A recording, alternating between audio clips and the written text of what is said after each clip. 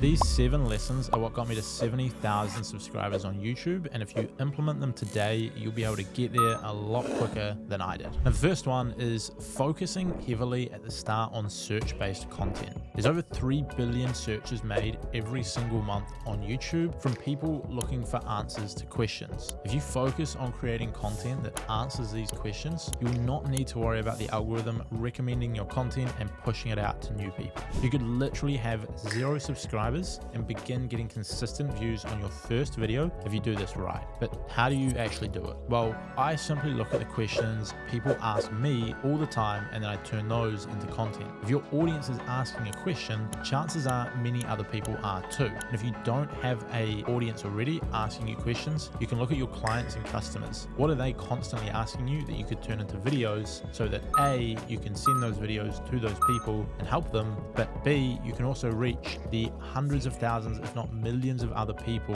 searching for that content. You can also use tools to find good search topics too, but I've focused more on looking at feedback from customers and my audience. Now, the second big thing that I learned was focusing heavily on the opening 30 seconds of the video. Now, the biggest YouTuber in the world, Mr. Beast, constantly preaches this anytime you listen to him in an interview, that retention rates are the key to reaching new people, and that the first 30 seconds is going to be the most important factor for this. You see, I've found in my videos, the first 30 seconds, I'll lose as many viewers as the next 5 to 10 minutes on average. And it's a lot easier to fix a 30-second segment than a 10-minute segment. And if you make the opening better before you've lost people, the entire video benefits. For example, this video here that I posted on my channel has actually performed really well. It's sitting at 60,000 views in 1 month, but even on a really good video like that, a third of the viewers had left 30 seconds in. It took another 7.5 minutes for the next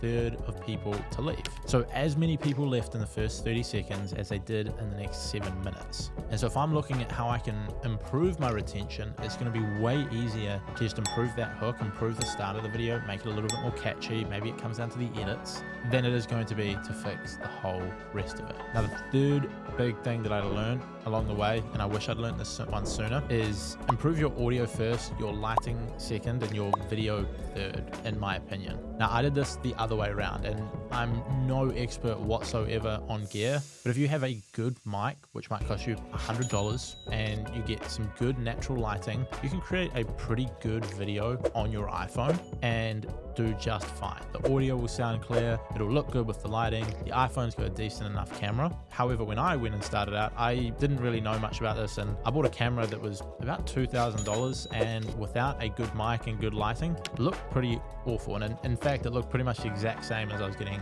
on my phone, but I'd spent all this money on it. First, I would look to do is fix the audio so people can enjoy listening to it. Go and get a mic that's not going to be too expensive, but get the job done. Then fix the lighting so they can enjoy watching it. This could mean natural lighting that you can get. If you can sit in a room that's got good natural lighting and comes across nicely. If not, you can get a softbox or a ring light that might be $50, $100, and will make an improvement to your lighting. Then after you've done that, you can definitely level up with cameras and so on, but I probably wish I'd done it the other way around. It also happens to be the cheapest way to fix things, and yeah, all around would probably recommend that instead. The fourth big one that I knew from the start but has become more apparent over time is give everything away for free. Stop holding back your content or expertise thinking everyone will learn your secrets and you'll be left with nothing. Instead, I would be more worried that you don't give anything away and then no one really listens to you and you don't grow an audience. Because if you give away the secrets for free, you'll build goodwill with your audience and they'll trust you more. This will lead to better growth, a bigger audience, and a lot more income down the line.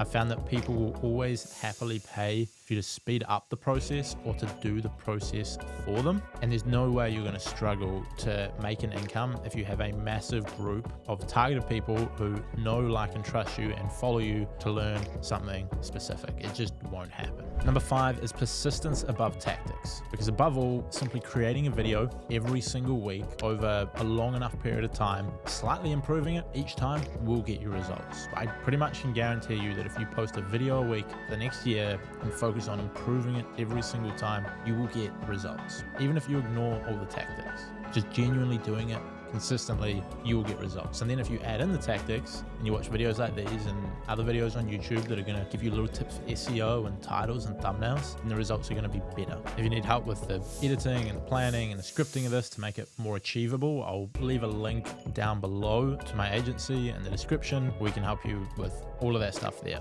Now, the sixth thing that I learned, and this is something that helped me a ton early on as well, is news-based content or current events that are relevant to your industry. Because if you can create a video around something trending or new and be the first one to cover it, you'll see a massive spike in views, especially as a small channel. Now, this is essentially the whole business model that the news has been using for decades. You find an interesting story, you put it out there first to get attention, and you do the same thing tomorrow. They've been doing it for decades and never ran out of ideas. So if you can learn how to leverage events, updates, and stories in your industry, people are more likely to click on something that's time sensitive than something that is older and boring. And like I said, this is especially a good way to get discovered as a new channel if you can be the first person to cover updates or trends. Now, this is going to be harder in some niches compared to others, but you can always find a way. Even in a niche like mine, if Instagram comes out with an update, or if the CEO of Instagram does a big interview and reveals some interesting stuff, I can create a video based around those updates, based around what's changing, what's new, what advice he's came up with, which is all new, fresh content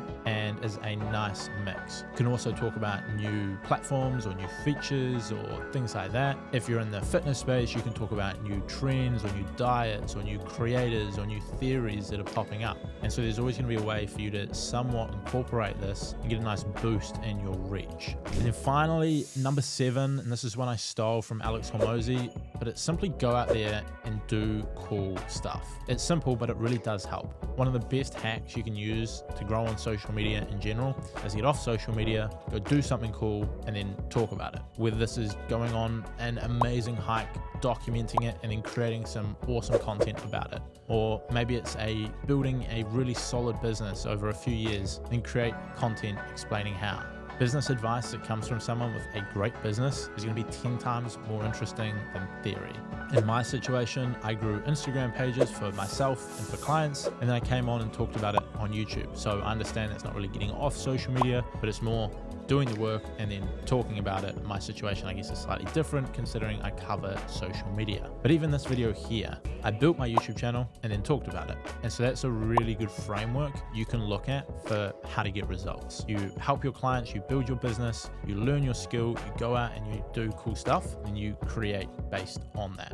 Now, other than these 7 lessons that I've shared, the only other tool I've really used to help with my YouTube channel is a browser extension called TubeBuddy, which has helped me with like descriptions, tags, SEO, and split testing some thumbnails. So I'll leave a link for that down below. I believe they have a free plan. I use one of their paid plans, but that's a good tool that's helped me. So that'll be linked below. But other than that, that's it for this video, and I will see you next time.